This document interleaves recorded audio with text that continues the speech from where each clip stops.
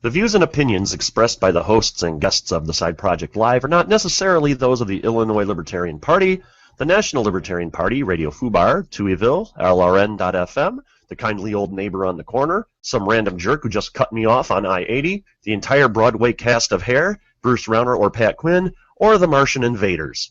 So there. We'd like to invite you and all the members of your household to gather around and join us now for a very special episode of Side Project Live. And what's so special about it? I'm not wearing any pants. You know who likes special entertainment like that? My mom!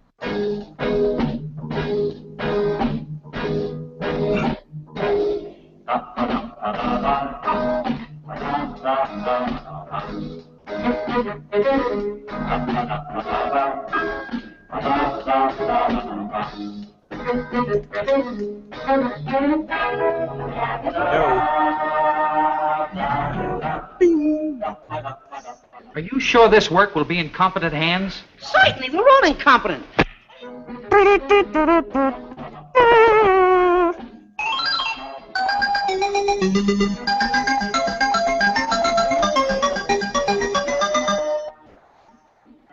Hey, welcome once again, everybody, to another episode of the Side Project Live. Let me get my microphone over here. There we go. What's my name? Oh, yeah. Once again, from the Side Project Tower, Morris, Illinois, it's Jim Goebel. And from Basement Studio 3B in Lockport, Illinois, it's Eric Ferguson. Hey, my wife just pointed out something to me today. You and me both radio guys from the southwestern Chicago area here. Next week at 2 p.m. at the Morris Public Library, John Landecker is going to give a 2-hour talk. Oh, no kidding. Yeah, my wife just pointed that out this morning, and if I've got the time free, I might just head over there. It could be interesting for those not familiar with him. He is a Chicago area radio legend, and his real middle name is Records. His name is John Records Landecker. His parents must have hated him. I was always a fan of his. I always liked him. He used to do, what was that bit he used to do? He used to do a thing called Americana Panorama or something like that on his radio show, and I don't remember what the concept was. He took like a song and created like a backstory for it. I remember one back in the day when there was this like radio competition, like fastest talker in the country on I think it was Wide World, ABC's Wide World of Sports back in the day. That. And they invited Larry Lujak, another Chicago radio legend who passed away 2 years ago, sadly. Who was not a fast talker. No. He was not a fast talker. He lost it. And he created this backstory using Larry Lujak, and is like, I wasn't prepared for the show because I couldn't, zip my pants up. In other words, you gave me no time for me to fly. And then he went into the REO Speedwagon. So that's great. Oh man, he was awesome. And hey, it looks like Lec has joined us. Welcome, Lec. Oh yeah, thanks, Jim. Yeah, I was, what happened was my wife had recently deleted a bunch of harmful files that my daughter had inadvertently downloaded onto the computer that were corrupting things. But then because of that, it wouldn't run Google Plus, so I had to change some of the settings to actually allow Google Plus to work, so I could get on the air and join you guys. So anyway, that's done now. That's something that I don't think can be brought up. I mean, this show is about the topic we have is about the upcoming elections this Tuesday. But yeah, I mean, you bring up something interesting for anybody that has kids. Watch. You know what? It would be nice if Google Hangouts had like a key that I could press to switch between the different cameras. I got to do it with the mouse, which it's not hard, but it's easier to do the keys. The thing when you have kids, you need to really watch their websites, because there's my kids will like search for like Super Mario Brothers online or Flash Game or something, and it looks all harmless and innocent, but in the background it's loading a lot of crap to your computer. In my personal opinion, the best thing you can do is, if you got kids and the only things they're really going to be doing is surfing the internet or doing like papers for school, put them on Ubuntu Linux, because a lot of that crap won't work in Ubuntu Linux. Yeah. I mean, you still got to watch, but you know, short term, I mean, that's probably a good thing to do. I could go on at length about that, but yeah, I have a really strong firewall that blocks all traffic not from the United States. There's part one. All the bad stuff comes from China and Russia. None of it comes in here. It's automatically blocked because it's from the wrong country. And I can't say enough good things about Script Block, a fantastic plug-in for Firefox. It keeps all that garbage from running unless you allow it. I wonder if they have that for Chrome. They probably There's have some something similar like things. One of the things I don't use Chrome for is because my favorite plugins are not available. Oops. Yeah. There are some others, but they're just not the same. Another thing you can do, and actually the Kim Commando show turned me on to this.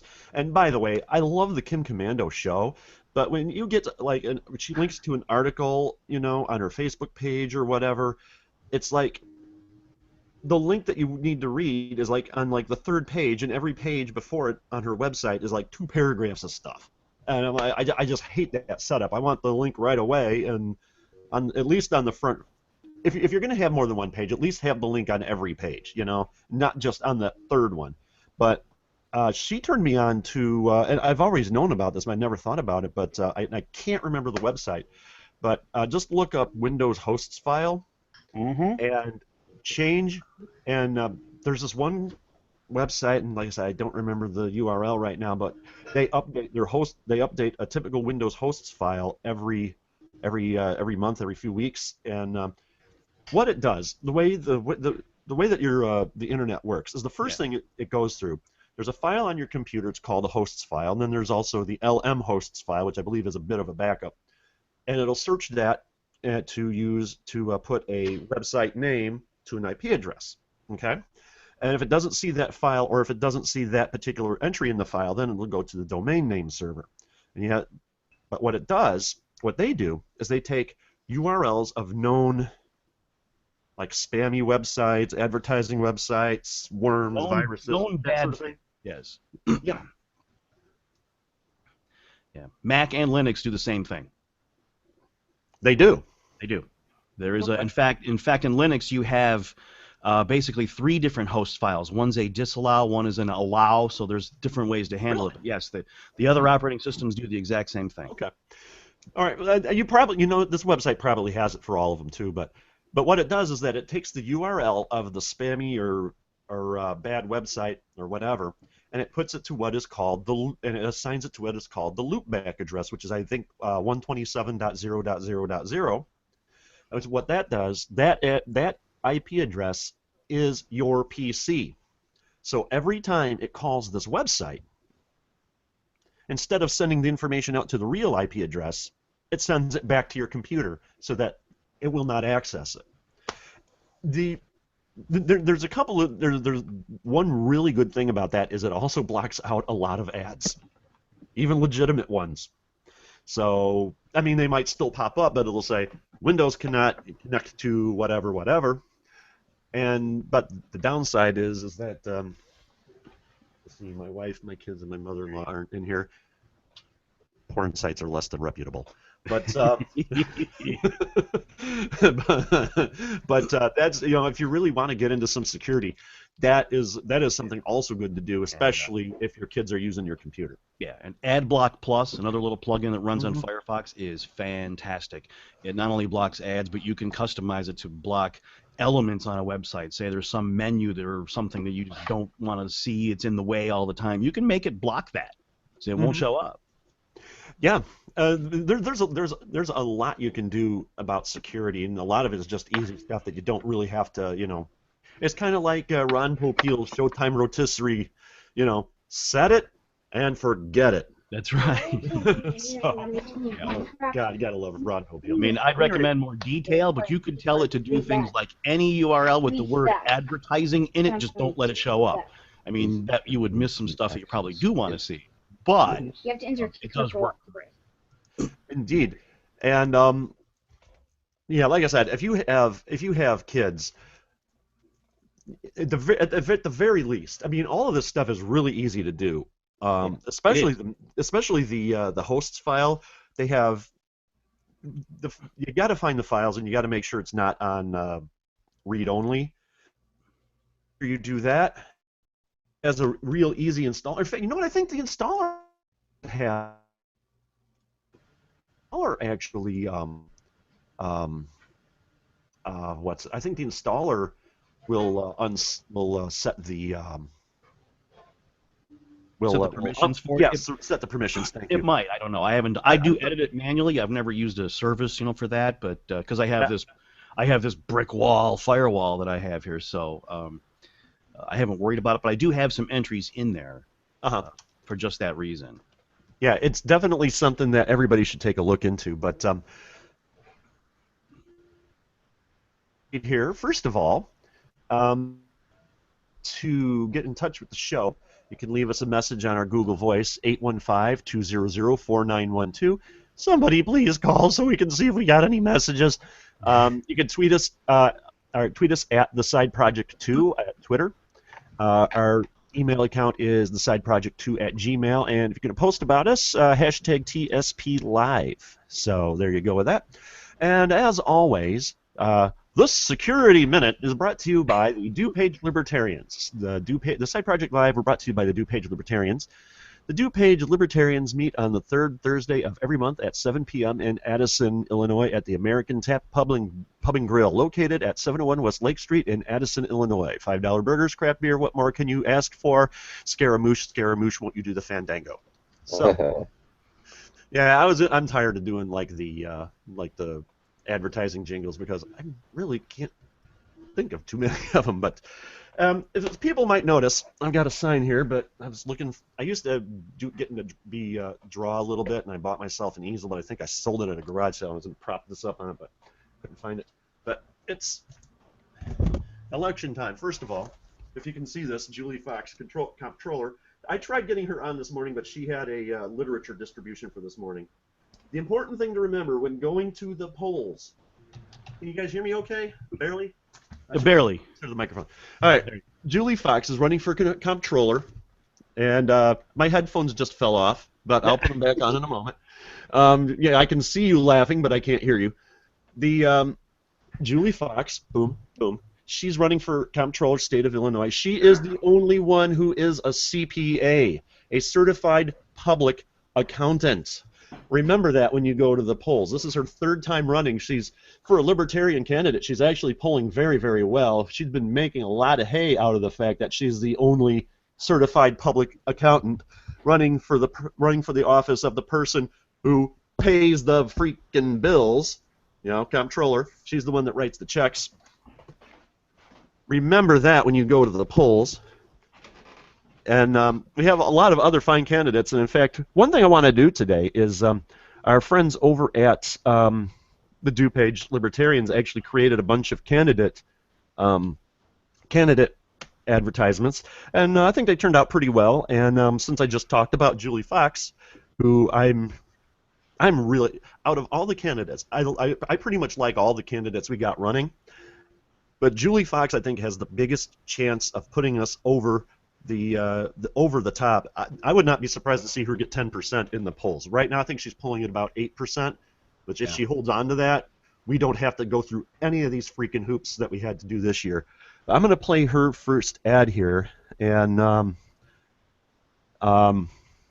well, actually, this is her third ad. The DuPage Libertarians, and especially Brian Lambrecht, produced 3 ads for pretty much all of the candidates. So play this one, and we'll be back to you in just a moment. If it'll play. All right, what's going on here? All righty.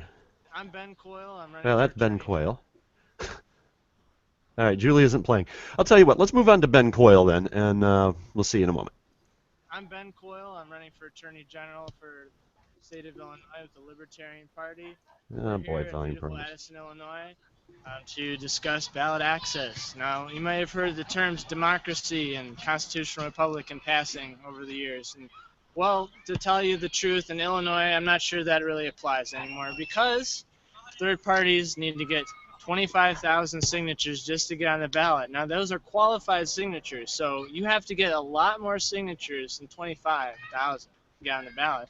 Because guess what? People from the Republican or Democrat Party will be challenging you.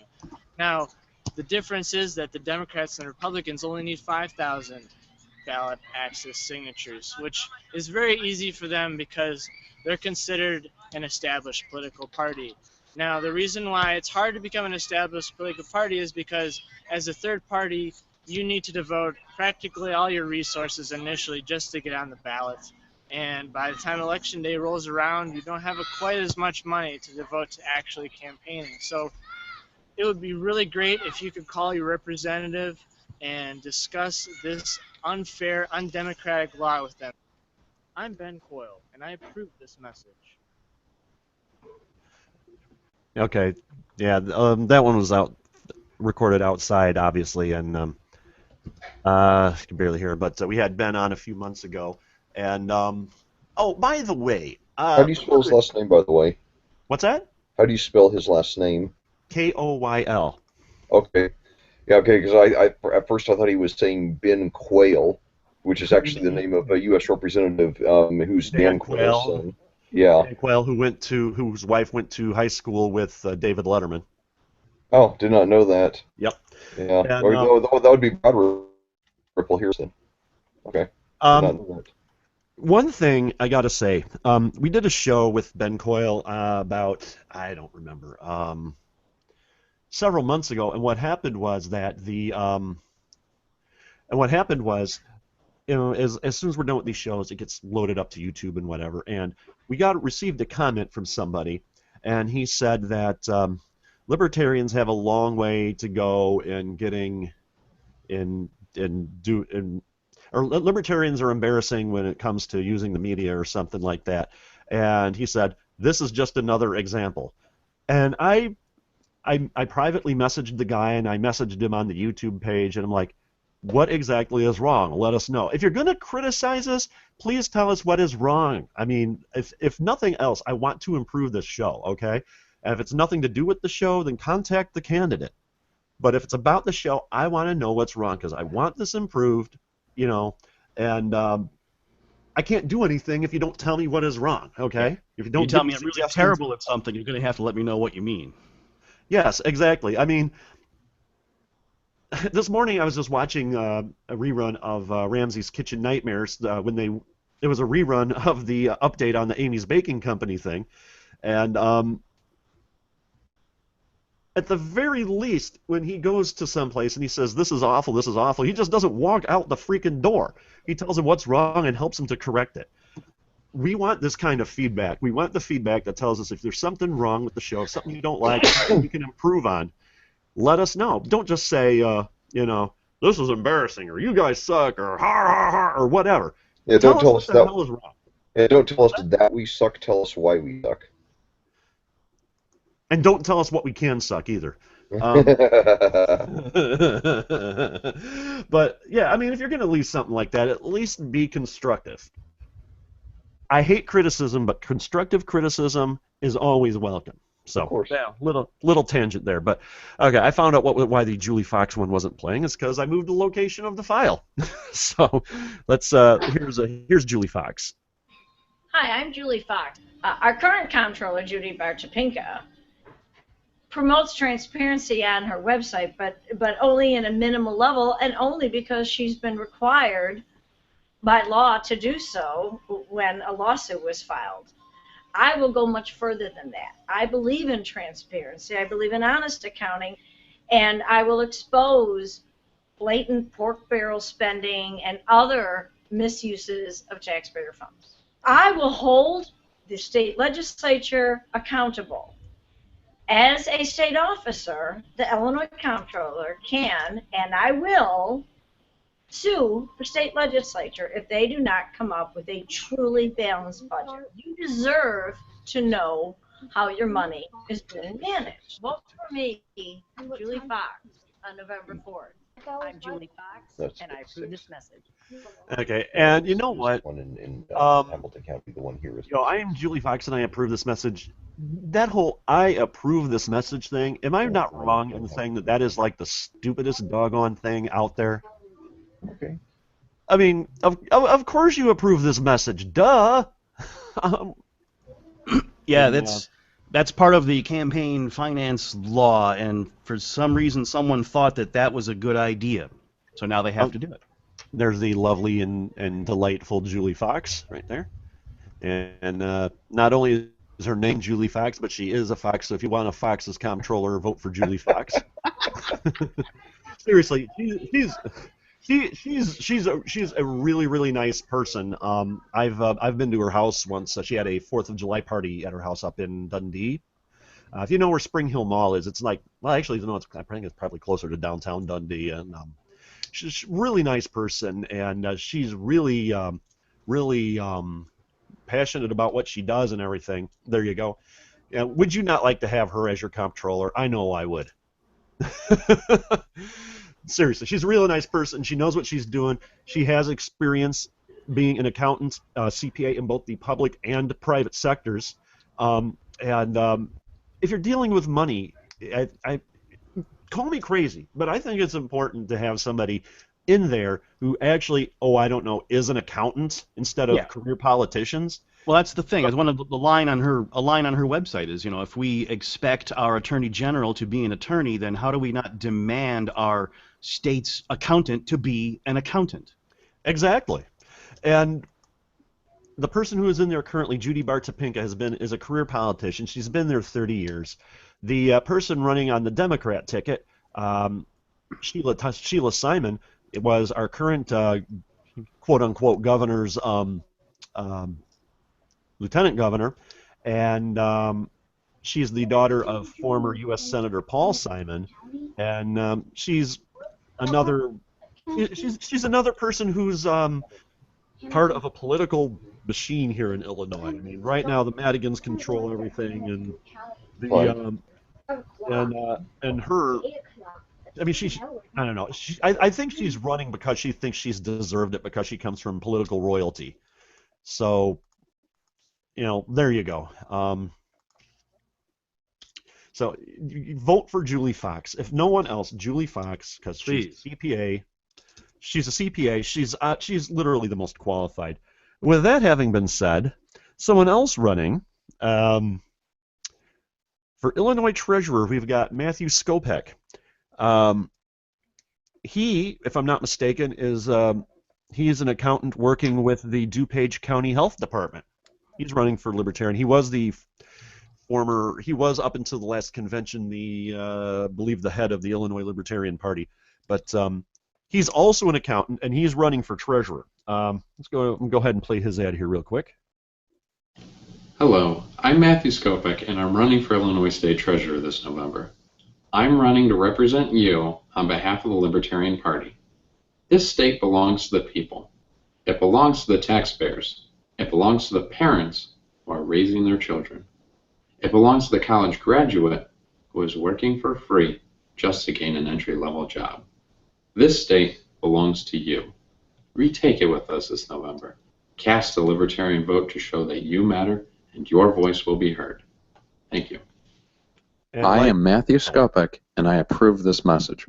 And I approve this. I want to see a political campaign sometime put out by somebody, and then at the very end, my name is Senator Firkenstuck, and I don't know what the hell that message was. I mean, like I said, duh, of course you approved that message. You're in the freaking thing. It's stupid. We could get off on a whole thing about campaign finance reform and the upshot. And I've made the point before, and actually I've been listening to a podcast that's been on about as long as us. It's called Bogosity, and he's made the same point I have made, albeit independently, and that is that it only hurts the third parties. It only hurts the people, the average person who's trying to get into the political system, and it's not hurting, Joe Average, who's trying to run for office. And quite frankly, we need more Joe Averages. And I don't get the whole. Well, at least if it's a politician or somebody who's a politician, he's been in there for a while. At least they know what they're doing. Well, my problem with that is that, yeah, they're a politician, they know how the system works, but that's the problem. They know how the system works, and they're in an excellent position to abuse the system. It was never the founders' intent. Exactly. In fact, they warned us against political parties and all of that. The idea was your local, store owner would, spend 2 years in the legislature because, you thought that they might be good for that job. They wanted to do it genuinely out of public service. Now it's a goal to go and get that job and get the salary and get the pension and get reelected. It's a career. I mean, it's a cradle to grave. And if we're going to be totally honest, it is a worse form of welfare than I mean, let me rephrase that. It is the worst kind of welfare. At the very least, when you're, doing a program or something for somebody that needs a little help or whatever, you know that they need it. Government people and politicians, I mean, it's all cradle to grave stuff. And most of these people are pulling 2, 3, 4 government pensions, and they're getting kickbacks from all of these kickbacks from all of these special interest groups and all that. Yeah. And it's they don't need it. In fact, you know what?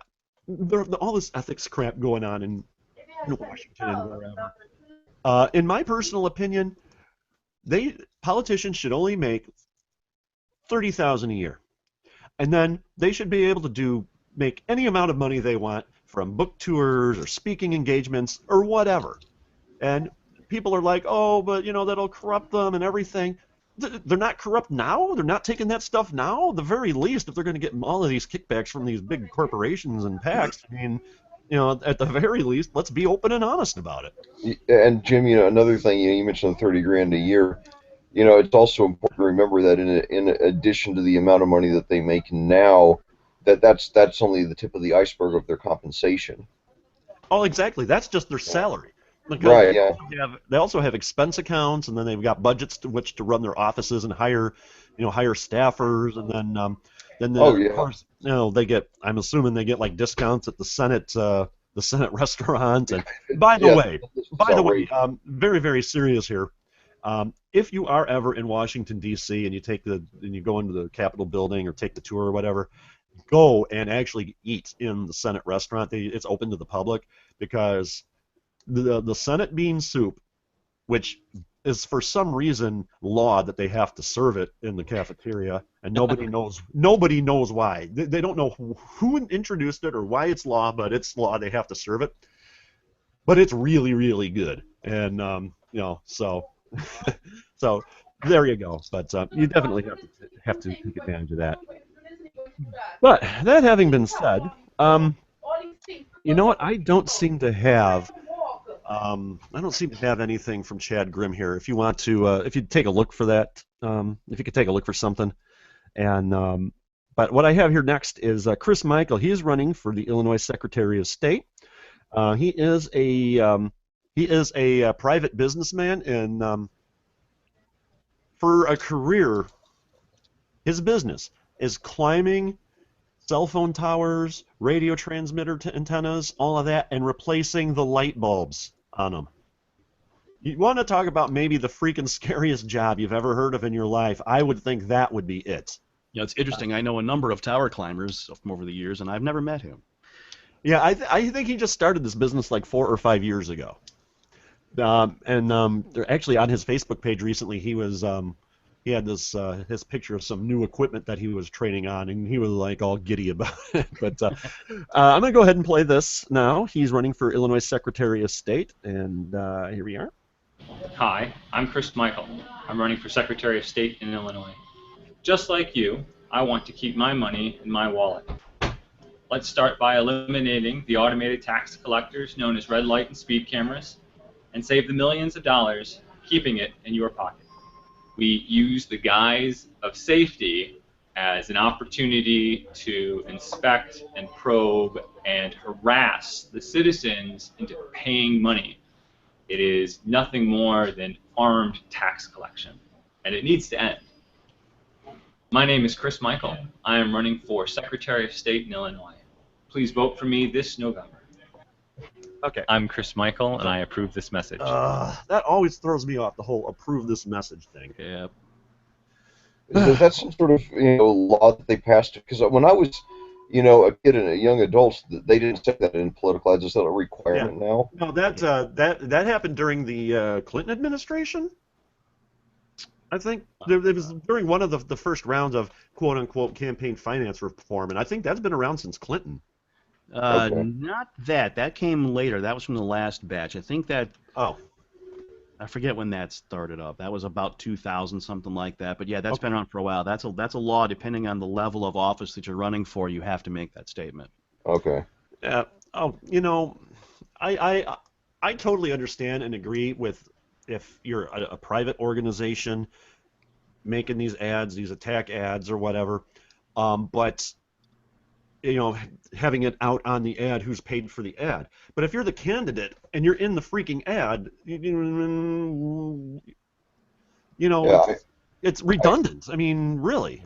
Well, there's no allowance for that. The law says that if the campaign makes the ad, then the candidate has to make that statement. But if the candidate appears in there, there's no allowance within the law to not have to say it. So there it is. That's the way government. That's the way government does things. You're telling me. Look, it happened here in Illinois. Just an example of how they do things. They tried to pass a don't use your cell phone law, and they made it so broad that it covered all radios. Everything. And this is the thing with that. The thing with that, people don't realize that, if I'm not mistaken, I've been looking up for the statute, but it was pretty much confirmed to me by somebody in the Secretary of State's office when we were at the state fair down in Springfield, that Illinois already has a distracted driving law. Yeah. I don't see the cops pulling over people for eating a Big Mac while they're driving, or doing their makeup, or changing the radio channel, radio station. One thing I often emphasize is that when a problem exists, usually the reason for the existence of the problem isn't a lack of laws, and that usually there are laws that are already in place. Like, for example, look at the Violence Against Women Act. Well, for anybody who hasn't noticed, it's already a crime in all 50 states to commit violent acts against women, Or anybody else, for that matter. Yeah. Exactly. So obviously the Violence Against Women Act is going to do nothing to make women safer. It's feel-good. It's a feel-good law. Yeah, the president has the big rose garden ceremony, and you have the emotional speeches about the relative of somebody who's killed by domestic violence, as if this law would have prevented that. Yeah, it's a feel-good law. Remember me on re-election day. Yeah. I mean,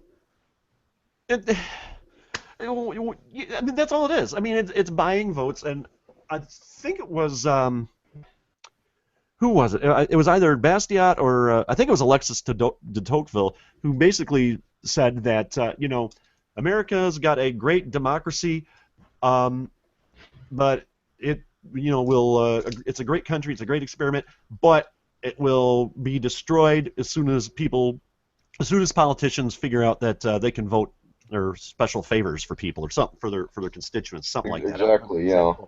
And that's entirely true. I mean, and that's what it all is. The whole upshot is that we've said it before on the show, and we actually had somebody draw a picture of it, and I totally don't remember where I put it on my hard drive. People think that the government is a magical goodies creator. Yeah, Jim, after all these years, I still use that phrase all the time with people. I use it when I remember it. But yeah, they think it's a magical goodies creator. They think it's a bottomless wallet. When the fact of the matter is that they're just taking money from other people. And really, they're taking money from themselves to give themselves something, but they don't really realize it. Yeah, and there's another point I make as well, which is that a lot of poor people or people who claim to be advocates of poor people say that it's necessary to have that kind of government, to level the playing field or whatever. But I point out, I mean, there are things I could use to specifically counter those ridiculous arguments as well. But there's something I use even more when I point out that if it's a system in which the poor are able to, take money from others, it stands to reason that the rich will be able to do the same, and that the rich will be better at it than the poor. Mm-hmm. Because the rich will have the resources to get the lobbyists and to get the political friends and influences. So the poor, they're going to get a pittance, But the rich, they can get all these big corporate bailouts, and not only that, but regulations that cripple their would-be competitors. Indeed, and you know what? That's something else that really pisses me off about this election season. All of the attack ads, all of the Democrats are espousing but this person over here is rich. He cares about the billionaires. He doesn't care about you. I mean, Yeah. I mean, there's ads out there. There are the ads out there right now in this campaign with the douchebag Republican candidate and the idiot Democrat candidate here in Illinois for governor, and the idiot Democrat candidate is like, my no good baby killing puppy kicking opponent has invested in a nursing home firm that has killed your grandparents, or something like that. He might as well have said that he's gone right out and murdered the people. Yeah, and right. The fact of the matter is that, sure, he may have invested in it. Doesn't mean he was directly responsible for it.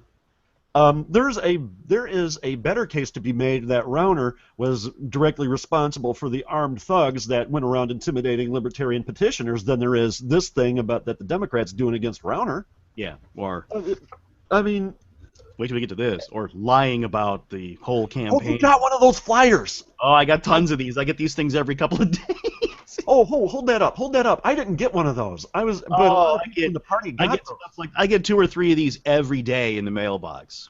Here we go. Republican voter alert. I love this. This is great. I've got a clearer version scanned up. Yeah.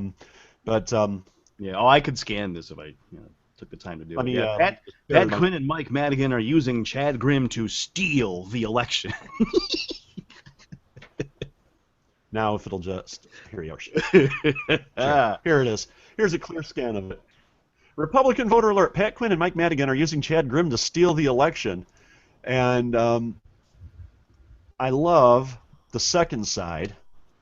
Yeah. Oh, it's great. If it'll come up here. It's okay. Great. Republican voter alert. A vote for Chad Grimm is a vote for Pat Quinn. That's that's my cookie logical fallacy. Jeffrey Bath, who's actually posted this here, he came up with the analogy. Oh God, how did it go? That saying that voting for X is like voting for Y is like you giving your cookie to one of your friends, and then how did he go? Oh, it was like it was basically like somebody getting jealous that you gave your cookie to somebody else, and when the other person thought that they deserved it. That's the mentality, yeah. That's exactly the mentality. I'll have to get I want to get him on because he's actually now in charge of like all of the memes for the Illinois Libertarian Party, and he's doing a really good job. He's got some stuff whipped up, and there's a couple of things I want to work with him on. One of them was going to be a parody of this thing, but it's like I was working through Paint Shop Pro and all that, and I get frustrated real quickly, and I'm like, screw that, I'm going home. But here, I love this. Chad Grimm, endorsed by the Democrat. Libertarian Chad Grimm was kept on the ballot by Democrats and liberal special interests. Okay, first of all, what a farce. that is a bunch of beep if I've ever heard it. Man. They're trying to split Illinois voters so Quinn wins. Okay, first of all, what they're not telling you is when the Green Party came and they got establishment party status for the last set of elections a few years ago, the Republicans were supporting the Green Party candidate. Yeah. They were out there helping him. Just because the Democrats and the left-wingers are helping us doesn't mean that they're endorsing us. It means they just don't want you. Yeah, they're doing that whole... They didn't help. What they forgot to mention in here is the Republicans have never fought so hard to keep someone else off the ballot. Why is that not on the flyer? Using armed private investigators to intimidate people, which is a Class 4 felony in Illinois. And, of course, the Democrat Attorney General isn't touching it. Go figure. Yeah, well, at least and not until after the election. Of course, just look at what they did in 2012, and they ended up getting Gary Johnson off the ballot in 3 states. And You know, and there was a little poetic justice there. I mean, granted, I'm no Obama fan, obviously. But the thing is, my point is that it didn't matter much whether Obama or Romney won because they were, you know, basically the same. And but it was, yeah, very very well said. But you know, I mean, they're both obviously, you know, sold out to the military-industrial complex. Both, you know, sold out to corporate bailouts. Neither cared about civil liberties. Neither cared about balancing the budget, etc. But you know, there was some poetic justice, though, for the Republicans that after basically telling the Libertarian wing of the Republican Party to go to hell, that they turned around and begged us not to vote for Gary Johnson, and you know, fought tooth and nail to keep him off the ballot, and they still lost the election anyway. And you know what? And let's be honest here. I mean, the Republican Party has done everything in their power to keep the Libertarian Party, the Libertarian wing out.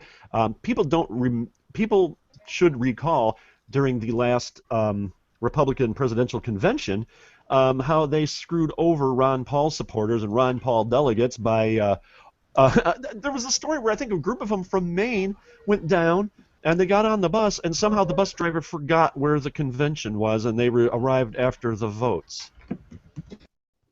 Gee, people know I'm not a freaking conspiracy theorist, but that's damn fishy right there. Especially with all the other shenanigans that were going on, there was definitely something going on there. And you remember the thing with they had this big presentation, this big audiovisual presentation about how important Ron Paul is, but they weren't respecting him at the same time for what he's done and really just disrespecting the guy. I mean, it was kind of like oh, what is it? It's kind of like one of those, hey, good job, kind of things. Yeah, hey, you're a good guy. Can you believe this guy? You know, sort of things like talking behind his back. But I mean, going on here, I mean, Chad Grimm's campaign had $100 in the bank before unions gave him $30,000. Democrats know every vote they buy for Grimm is a vote for Quinn.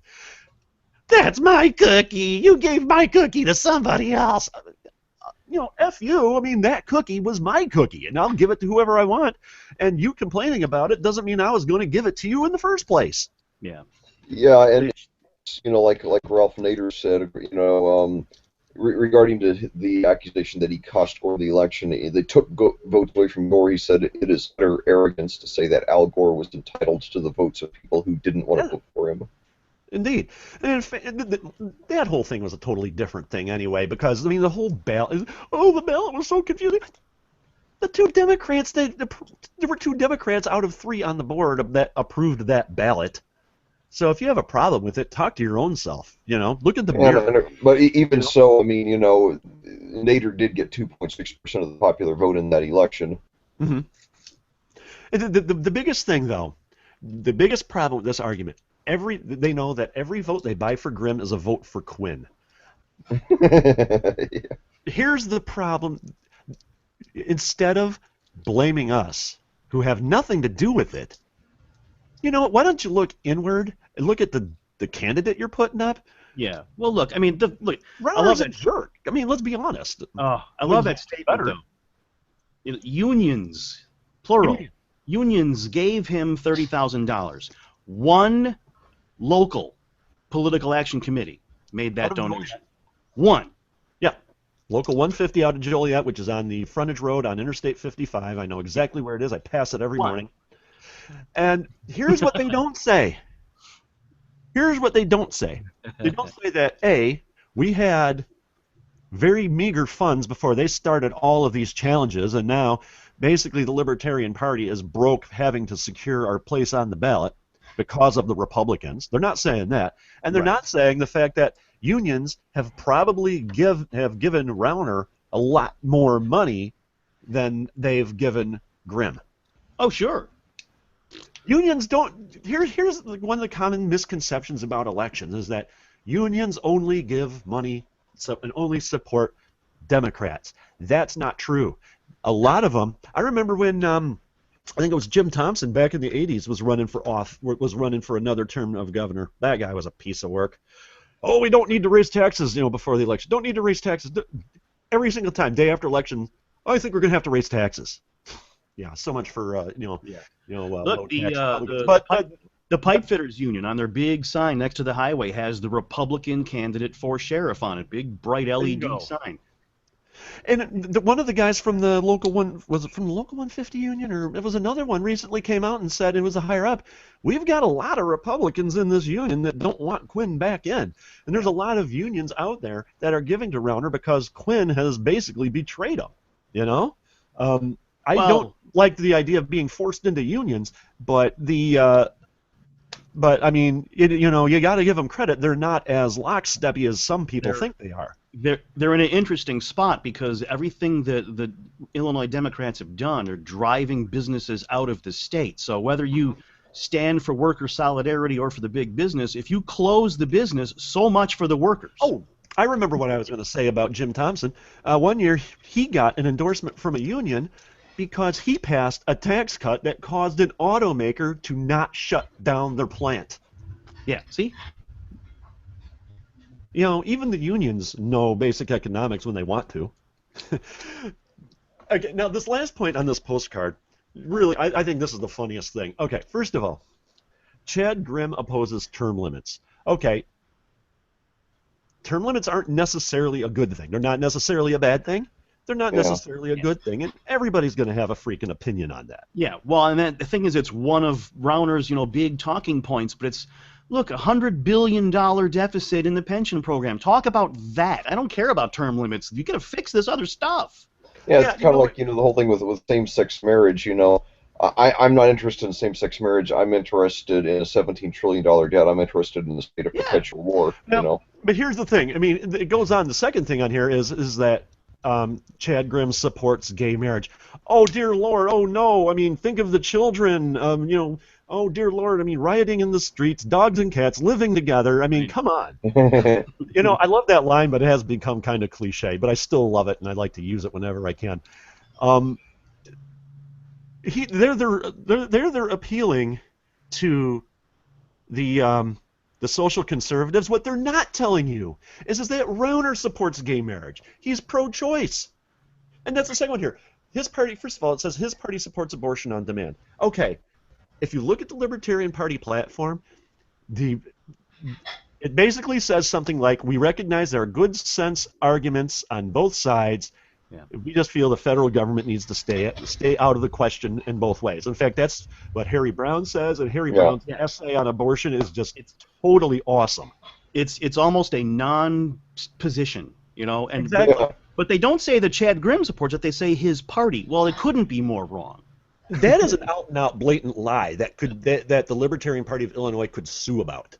That is actionable because that is a lie. And another thing, in regard to abortion, I always point out that while there are libertarians on both sides of the debate, you know, there are right-to-life libertarians out there, you know, basically all of us are completely unified that the government under no circumstances should ever be paying for anybody's abortion, or for that matter, anybody's contraception. Oh gosh, on the some commercials for this one candidate I've seen for the last couple of days, this one woman is on there. I'm concerned about Mike or Bruce Rauner because he supports defunding Planned Parenthood. And I'm like, Planned Parenthood's a private organization. Why should they be getting government money in the first place? Yeah. Exactly. Yeah. This whole thing there, his party supports abortion on demand. Like I said, the party does not support that. And in fact, notice the weasel words, his party. Right. First of all, that's an out-and-out lie. Secondly, Chad Grimm is the only pro-life person running for that dang office. Yeah, you know. He's staunchly pro-life. I know. Isn't that ridiculous? That's ridiculous. They're out and out freaking lying on this dang thing. I know. It's hilarious. And I love this last bit here on this postcard. And he supports legalizing heroin. Yeah. First of all, notice they put heroin and not marijuana. I was talking to 50% of the people in the country now support legalizing marijuana, so that's not a winning issue anymore. The guy who's Democrat running for sheriff here in Grundy County, can't think of his first name, but his last name is Callahan. When I talked to him, I was going to ask him if people call him Dirty Harry, but you know, I totally forgot to bring it up. But I asked him 3 questions. I asked this for everybody running for office. What do you think of red light cameras? Should people be allowed to record police officers while they're on duty, and what do you think about the war on drugs? And he agreed with me that red light cameras should not even be a thing. I mean, he doesn't like them. Recording cops, he goes, that's just makes sense. It keeps everybody safe. You know, the public should keep. And but when it came to the whole thing about drugs, we had a very spirited discussion. He actually complimented me for my knowledge on the situation, which having a politician compliment me, wow, that was quite flattering actually. And one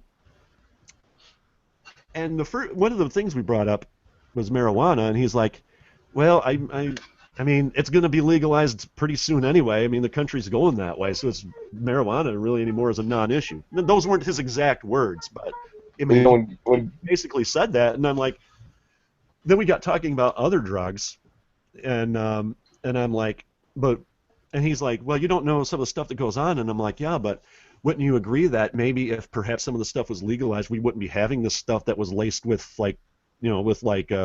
drain cleaner and all that stuff? And wouldn't you even agree that more of the problem, the biggest reason drugs are illegal is because you have to go into back alleys to buy the stuff in places where, you won't get police protection, and even if the police were there, you'd get arrested and thrown in the same cell with the people trying to say the crap in the first place. And he's like, yeah, I can see that point.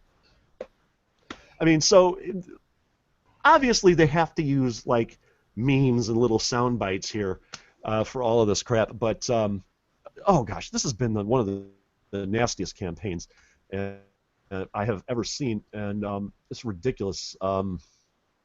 It's ridiculous the lengths the Republican Party are going to. I get it, but I don't get it. You know what I'm saying? I mean, I understand they're fighting for survival. Anyone who's not a conservative in Illinois, or anyone who's not a liberal in Illinois, is an endangered species. And let's be honest, even when we've had Republican governors, we haven't had a conservative governor in the state since the 70s. Well, Jim look, Thompson wasn't a conservative. George Ryan wasn't a conservative. Jim Edgar wasn't a conservative. Look, Republicans. Pat Quinn lives in a mansion. Bruce Rauner lives in a mansion. Blagojevich lived in a mansion. Well, he's got his own private facilities now. Ryan lived in a mansion. They're going to talk about, you, the hardworking family, and the taxpayer struggling to make ends meet. Really?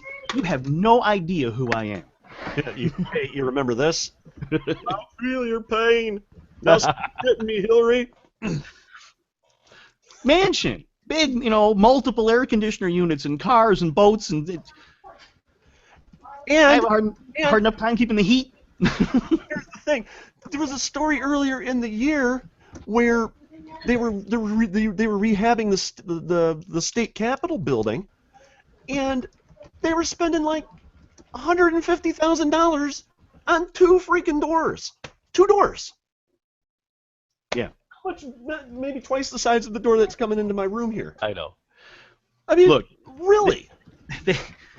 Here's some stuff for you. I mean, these guys arguing back and forth about what someone's private equity company did because they bought another bad company as an investment, so therefore he speaks for them. Whatever, I don't care.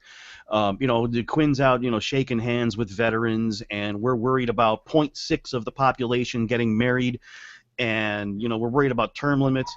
Illinois has the 7th highest minimum wage in the state, a modest GDP per capita, 44th in population growth, 45th in job growth, the worst pension debt in the nation in history, over $100 billion, the 4th highest sales tax, the 5th highest gasoline tax, among the highest in income taxes. States that have some progressive ones have higher rates, but as flat ones go, Illinois is at the top of the list. 2nd highest corporate income tax in the country, and the 6th highest median property tax rate. Fix it! You know what's funny, and I've brought this up before. When me and my wife were on our honeymoon, we went to Washington, D.C., and then on the very last day, the day we had to catch our flight, we had like about 8 hours before our flight, and we'd like, since all the states there are so small, let's hop in our rental car and see how many states we can hit in the next 6 hours. And we hit, we were in Maryland, we went into... we were in Virginia the previous day, so then we went into Delaware and into New Jersey. We went into Pennsylvania for a spell, and back to the airport. And going into Delaware, every state has those signs like "Welcome to Illinois" or "Land of Lincoln" or welcome to Indiana. Aren't you glad you're here instead of that other place or whatever? You've got a friend in Pennsylvania. In the words of George Carlin. Well, most of the people that see those license plates live in freaking Pennsylvania. Of course, they're bound to have a friend or two. Anyway, but the welcome signs going into Delaware say "Home of Tax-Free Shopping." Yeah. Every single one. And we went to a Wendy's, and we thought nothing of it. And they're like, just another thing. We went to Wendy's thinking they probably had a fast food tax, and it was like the Frosty was 99 cents. The good old days. And we paid 99 cents. I'd never seen such a thing before. You don't hear of Delaware having many. Granted, it's not as big as Illinois, but you don't hear of that. But we got to get going here. We only got a couple of minutes left. You brought up. We were talking about. I brought up earlier about how. I remember a quote from somebody about how when people realize that they can vote themselves things, that it's going to be the downfall of the country. You actually found that quote, Eric? Yeah. Could you go ahead and read that? Oh, sure. Yeah, Ben Franklin. There's a number of quotes from other people all the way back in the 1700s that had the same position, just different words. But yeah, Franklin said, when the people find that they can vote themselves money, that will herald the end of the republic. There you go. What more need be said? I'd also like to say, since this is, being the Hoosier on this list, that there are a lot of candidates. We've got literally dozens of candidates running throughout the state at all levels this year, including, we've got Carl Tatkenhorst running for Secretary of State. Oh, you know what? I kept wanting to get him on the show again. We had him on one time, but I kept wanting to get him on, but it just... Yeah. I mean, the stuff has been so screwy here in Illinois that I just kept forgetting about it. Yeah, and if he gets percent of the vote, I think our secretary candidate got, I think, 6%. But if Carl gets at least 2%, then we all get back for the next 4 years. Okay, you're kind of breaking up there, but you're saying Carl needs 2%, and then you guys get established party status or the equivalent. Yeah, for the next 4 years, that means that any candidate we put up automatically gets on the ballot for any office in the state. Well, we still have the hurdles to go through here in Illinois, but at least the hurdles are a lot less restrictive. But we have candidates up in 8 of the 9 congressional districts as well, and literally dozens of local offices. And so, I mean, I apologize. I apologize because since I've got a second person on here in Illinois, I'm forgetting about Indiana, knowing that you're in Indiana there, but. And I do apologize for that. Oh, no problem.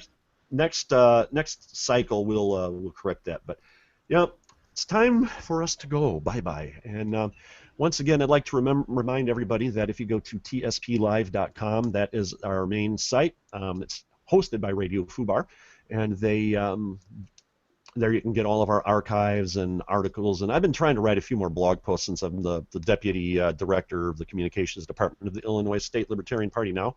Hence the disclaimer at the beginning of the show. We're in the iTunes store in the podcast category.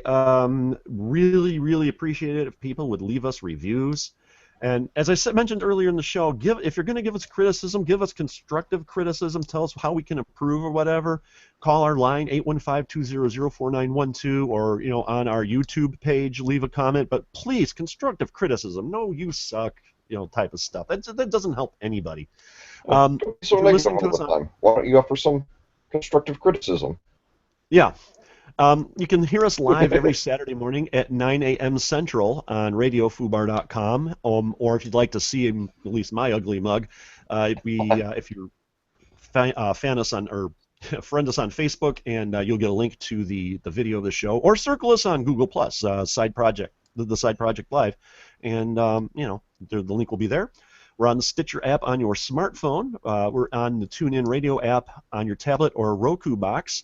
Search Radio Fubar. You'll get us and all of the other awesome shows. And just afternoon on Sundays, you can hear us on tuiville.com, or once again, Tuiville is on the TuneIn app on your smartphone. If you'd like to make a low per episode donation, you can go to patreon.com/tsplive. And we also have T-shirts available in the Radio Fubar store. That's radiofubar.com, radiofubar.bigcartel.com. And with that, more so this is Jim Robo.